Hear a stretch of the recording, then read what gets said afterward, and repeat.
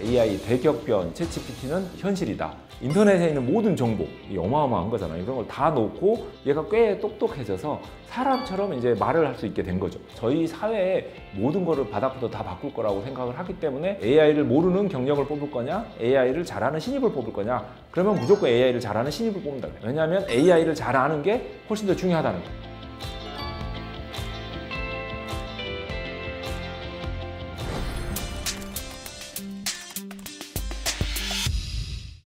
사실 저희가 좀 재밌게 좀 접근을 해볼 필요가 있는 게, 이게 자동차의 핵심은 사실 엔진입니다.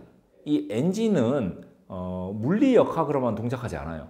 왜냐하면 그 안에서 기름이 터지거든요. 그러니까 유류 역학인 건데, 이게 물리 역학은 되게 좀 쉬운데 유류 역학이 되면 복잡해집니다. 너무 복잡해져요. 그래서 다시 말씀드리면 정확한 속도 제어가 사실 불가능해요.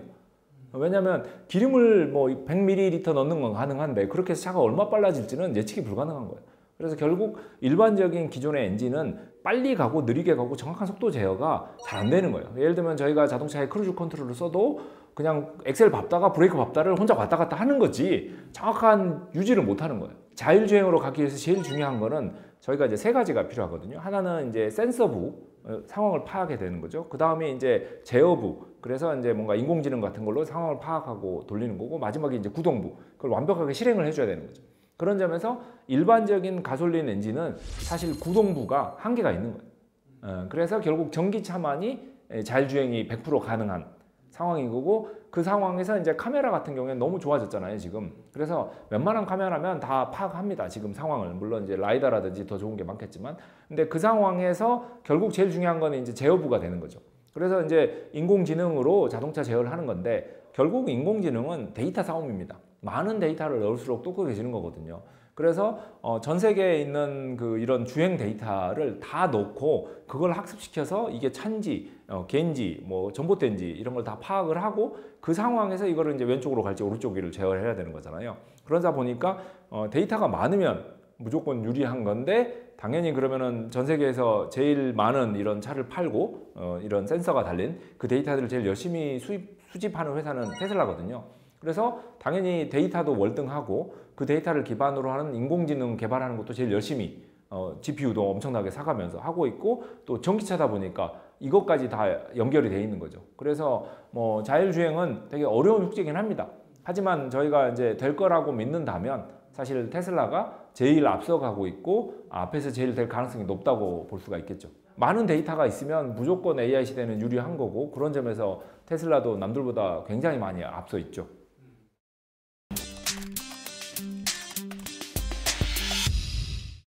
생활의 일부가 된 거예요, 이제는. 정말로 네이버가 없으면 못 살듯이 챗GPT가 없으면 못 사는 시대가 이미 미래의 시대가 됐고요. 그래서 저희가 일을 할 때는 무조건 AI랑 같이 일을 하는, 그래서 기본적인 생각 자체가 뭔가 저희가 자동차가 있으니까 밥 먹으러 갈 때 뭐 1시간 거리도 생각을 하는 거잖아요. 자동차가 없으면 생각 안 할 거잖아요. 마찬가지로 이제 챗GPT가 있기 때문에 업무를 할 때 저 혼자 하는 걸 생각하면서 그림을 그리지 않아요. 챗GPT가 있기 때문에 더 많은 걸 가져다가 더 정리해서 챗GPT가 시켜가면서 일을 하는, 그래서 챗GPT한테 나오는 결과물을 고르는 능력, 판단력도 중요하지만 사실 앞에 전체 그림에서 꺼내서 챗GPT가 시키는 능력도 굉장히 중요한 거죠. 결국 AI랑 같이 일을 할 때 우리가 어떻게 일을 하는지가 인간하고 일을 할 때하고 달라져요. 인간한테는 예를 들면 한 이만큼을 줘서 이만큼을 받고 요만큼을 결정한다면, AI한테는 이만큼을 주고 이만큼을 받은 다음 이걸 결정해야 되는 거예요. 그래서 뭔가 AI도 인간하고 비슷하게 접근하면 되지 않냐라고 할 수도 있지만, 말을 탈 때와 자동차를 탈 때는 다를 수밖에 없잖아요. 그래서 AI 코워킹에 대해서 저희가 준비가 돼야 되는 거고, 반대로 이야기하면 얘가 굉장히 많은 일을 해주니까 인간들도 한 명 한 명의 생산성이 서너 배로 올라가는 거예요. 그러면 다시 말하면 사람들의 생산성이 다 올라가면 각자 다른 산으로 갈 위험이 높아져요. 그래서 사람끼리 협업이 또 아주 중요해집니다. 그래서 AI 코워킹은 괄호 열고 인간과의 협업도 아주 중요해지는, 기계랑 협업은 기본인 거고 인간이랑 협업도 잘하는 양쪽의 브릿지가 되는 사람들이 이제 굉장히 성장할 것이다, 그렇게 예측을 하고 있습니다.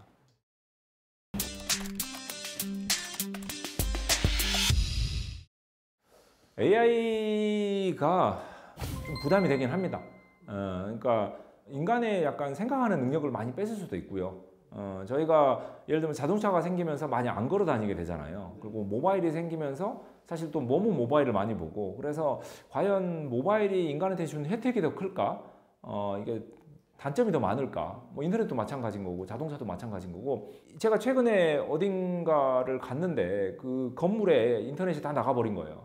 근데 제가 이제 모바일도 쓸 수 없는 상황이었기 때문에 거의 1시간은 인터넷 없이 이렇게 앉아 있는데 아무것도 못 하겠더라고요. 제가 하는 모든 일은 인터넷 기반으로 돌아가고 있을 거니까. 근데 이게 더 심해질 거라는 거죠. 이제 AI가 쓰다가 AI 기반에서 갑자기 AI가 안 동작하면 제가 오늘 뭐를 먹어야 될지 누구를 만나야 될지 이런 걸 하나도 모르게 돼버릴 수도 있고 아니면 심지어 이게 이제 해킹 당하면 더 문제가 될 수도 있고 저희의 기술에 대한 의존도가 높아질수록 위험해지는데 결론적으로 AI의 지금 똑똑해지는 속도가 너무 빠르기 때문에 이거와 반대급부로 인간이 약간 그 퇴화되는 속도 또한 빨라질 거라 요 사이의 밸런스. 물론 인간이 아직까지는 이제 지시를 잘 해야 돼요. 그리고 결과를 잘 봐야 돼요. 저희가 제어권을 가지고 있긴 한데 이것마저 급격하게 사라질 거란 말이에요. 그래서 저희가 이제 AI를 약간 세대를 또 구별하는 거를 이제 1단계를 이제 코파일럿이라 그래서 이제 일을 시키고 이제 결과를 보고 이게 이제 1단계고요. 2단계가 이제 에이전트라 그래서 저희가 시키기만 하면 이제 알아서 하는 거예요. 그래서 여행 계획 짜와. 그러면 여행 계획 짰으면 이제 믿고 가야죠. 내가 모르는 걸 시켰으니까. 에이전트만 돼도 저희가 이제 시키고 리뷰를 안 해요. 이때만 돼도 벌써 이제 위험해지는데 이제 자율 에이전트라고 해서 그 다음 세대까지도 이미 논의를 하고 있거든요. 자율 에이전트는 지시도 안 해요. 그래서 큰 그림만 주는 거예요. 나는 건강하고 싶어. 네가 알아서 오늘부터 내 먹을 거랑 운동이랑 다 챙겨. 그러면 매일 운동하세요. 밥 먹으세요. 이건 안 됩니다. 라고 옆에서 다 챙겨주기 시작하는 거예요. 그러면은 결국 지시도 안 하고 결과 리뷰도 안 하고 AI가 알아서 다 하는 결국 그 어떻게 보면 삶의 주도권을 다 뺏기는 거예요. 그러면 인간의 가치는 뭐지? 나는 뭐하러 사는 거지? 그냥 기계에 의해서 사육당하는 건가? 뭐 이렇게 될 수도 있거든요. 그래서 저는 개인적으로 바라기는 이런 자율 에이전트는 좀 천천히 나왔으면 좋겠는데 너무 빨리 발전하고 있어서 뭐 코파일럿은 이미 뭐 완성 단계인 거고 뭐 에이전트도 1, 2년 안에 분명히 나올 것 같고 자율 에이전트도 뭐 나올 것 같아요. 뭐 테슬라 같은 경우에도 지금에야 목적지를 입력하지만 나중에는 아침에 타면 알아서 회사 가고 저녁에 타면 알아서 집에 오고 뭐 배고파 그러면 알아서 식당 가고 할 거예요. 그런 식으로 너무 빨리 발전할 거라 야 인간이 유일하게 가지고 있는 욕구, 욕망 이것까지도 이제 AI한테 맡기게 되면 정말 인간이 수동적으로 AI에 의해서 삶을 살게 된다면 좀 재미없지 않을까라는 생각을 합니다.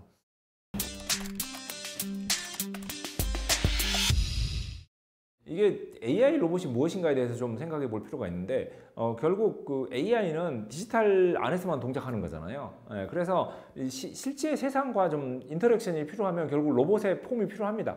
그래서 무조건 로봇은 나오게 돼 있고 그 로봇의 이제 센서부는 이미 완성됐어요. 그리고 뭐 구동부도 잘 돼 있습니다. 충분해요. 뭐 자동차만 해도 쓸모가 있는데 로봇이 그보다 좀 더 복잡하기만 하면은 충분히 많은 일을 할 수 있고요. 제어부가 지금까지는 어려웠잖아요. 근데 이 제어부를 열심히 사람들이 코딩을 하다가 이제 머신러닝이라든지 LLM을 활용해서 더 빠르게 좋아지고 있거든요. 그래서 불과 몇 년 안에 꽤 쓸만한 로봇이 나올 거고 약간 그래서 디지털 세상에서는 저희가 예를 들면 챗GPT랑 살고 이제 리얼 월드에서는 챗GPT를 기반으로 한 로봇들이 이제 일을 도와주는 그러면은 그나마 인간이 하던 것도 로봇이 다 하게 되는 시절로 되지 않을까.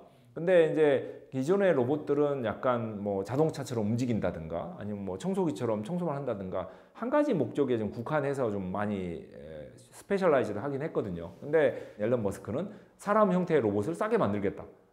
이게 굉장히 광호한 꿈이긴 해요. 근데 뭐 최근에 이렇게 스페이스X 미사일 갖다 떨어지는 걸 젓가락으로 잡듯이 발생할 수도 있는 거예요. 인간 형태의 로봇이면 모든 일에 다 써먹을 수 있는 거거든요. 그러면은 집안의 모든 일을 다 시킬 수 있는 거고, 뭐 이게 잘못 활용이 될 수도 있는 거고, 그래서 약간 판도라의 박스 같긴 한데 반드시 올 거라고 보고, 뭐 이거 이전에 저희가 이제 챗GPT로 이렇게 일하는 습관을 좀 들인다면. 나중에 이게 그냥 아날로그로 변신한 거다 생각하면 결국 이런 뭐 로봇을 어떻게 저희가 활용할지를 생각할 수 있겠죠.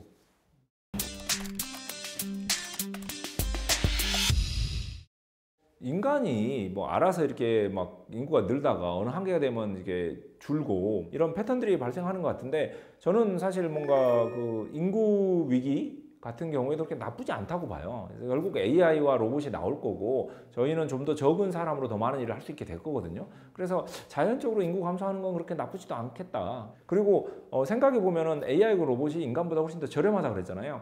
그 말은 에너지를 덜 쓰는 거예요. 환경 친화적인 거죠. 그래서 기후 위기에도 사실 AI하고 로봇은 좋습니다. 물론 지금은 이제 AI를 개발하는 도중이라 뭐 엄청난 전기를 쓰고 있고 엄청난 비용을 쓰고 있습니다만, 이게 이제 완성이 된 다음에는 사실상 사람들이 혼자서 예를 들면 100인의 일을 한다면 뭐 생각해보면 AI하고 로봇이 훨씬 더 자연 친화적으로 좋을 것 같아서, 저는 AI하고 로봇으로 만들어진 세상이 인간들이 거기에 잘 준비만 돼 있다면 충분히 지금보다 더 살기 좋아지는 세상이 될 수 있다고 믿고, 이거는 사실 이제 이 인간들의 역량과 인간들의 욕구에 따른 거죠.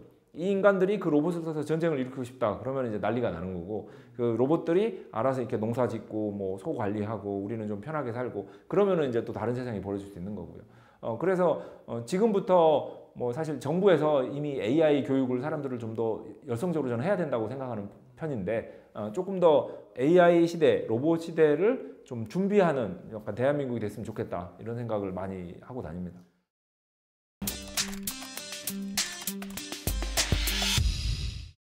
뭐랄까, 지금까지 내가 이걸 잘해서 여기까지 왔다 그러면 그거를 놔두고, 버릴 필요는 없지만 그걸 놔두고 다른 역량을 키워야 될 필요가 있습니다. 뭔가 지금까지 내가 잘하던 걸로 계속해서 앞으로 가겠다, 그것도 중요하죠. 하지만 변화는 엄청나게 크게 옵니다. 오고 있고, 그래서 이런 변화를 위해서 조금 다른 거를 좀 도전해 보겠다 라는 생각이 필요한 거고, 이거를 이제 변화학이라는 주제로 본다면 저는 이런 말씀을 좀 드리고 싶어요. 뭐 한 달에 2명 정도 한 번도 안 만나봤던 사람을 만나라.